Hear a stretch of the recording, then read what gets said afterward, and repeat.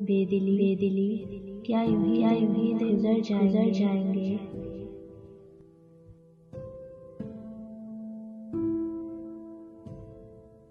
صرف زندہ رہے ہم تو مر جائیں گے.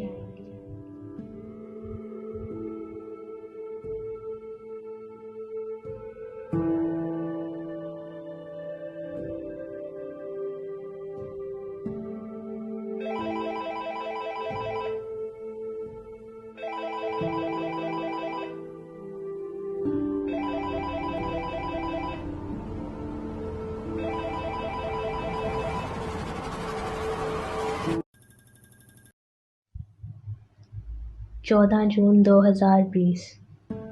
آج مجھے اپنے گھر میں قید ہوئے 106 دن اور اپنے کمرے میں قید ہوئے 9 دن ہو چکے ہیں.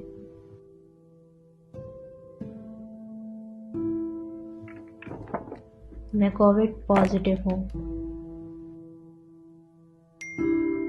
میری بیماری سے میرے گھر والے متاثر نہ ہوں، اسی لیے سیلف آئسولیٹڈ ہوں.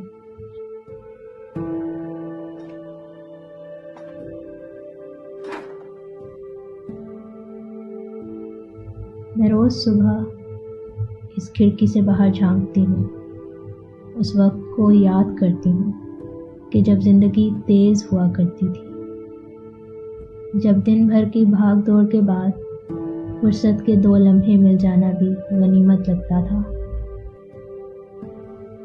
مگر اب وہی فرصت جس کا دن بھر انتظار رہتا تھا زحمت بن چکی ہے. اب جینے کی لگن شاید ختم ہو چکی ہے. چہکتے ہوئے رنگ پھیکے پڑ چکے ہیں. ہر یقین کمزور سا ہونے لگا ہے. ایک ڈر اور جو خوف ہمارے دماغوں میں آ گیا ہے کہ خدا نہ خواستہ اگر کرونا ہو گیا ہے تو پتہ نہیں اب میں زندہ بچوں گا یا نہیں بچوں گا.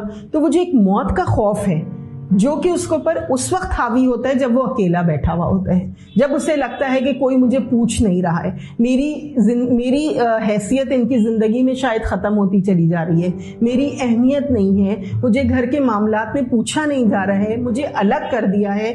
تو یہ ساری چیزیں جو ہے نا وہ اس کے خوف کو اور بڑھا رہی ہیں. اور یہ امپیکٹ جو ہے کرونا کا، یہ انسان کی physical health, mental health, emotional well being, finances پہ، اس کی جاب پہ، اور ان حضرات جن کے گھر میں خدا نہ خواستہ ان کے نیئر اور ڈیئر ونز اس بیماری سے ختم ہوئے ہیں، اس کے اوپر بھی ان کا امپیکٹ ہے. اور وہ میرے خیال سے کہنا آسان ہے کہ انسان بھول جاتا ہے، بھولنے والی باتیں نہیں ہیں. لوگوں کی جابس چلی گئیں، کچھ لوگ جو ہیں کافی انسرٹن تھے کہ ان کی جاب رہے گی بھی یا نہیں رہے گی، اور اس ڈر اور خوف نے ان کو اسٹریس میں لے آئے ہیں. اسٹریس کے بعد وہ انگزائٹی کی طرف گئے، اور انگزائٹی سے بڑھ کے وہ ڈپریشن کی طرف.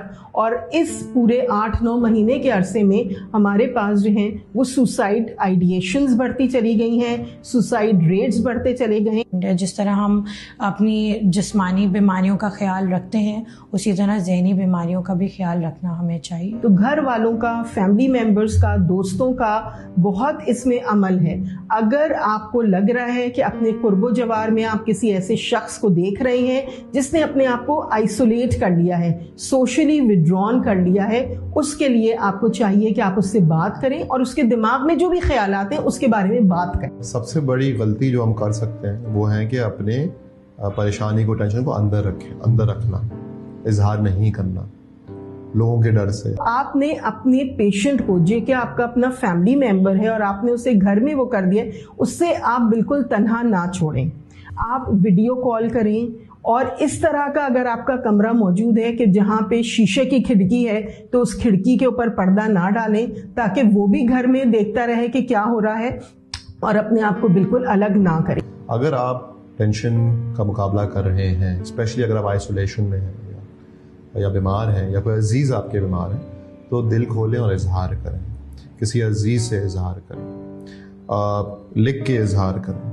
اگر کوئی طریقہ نہیں ہے ہمیں کال کر کے اظہار کریں، ہم حاضر ہیں.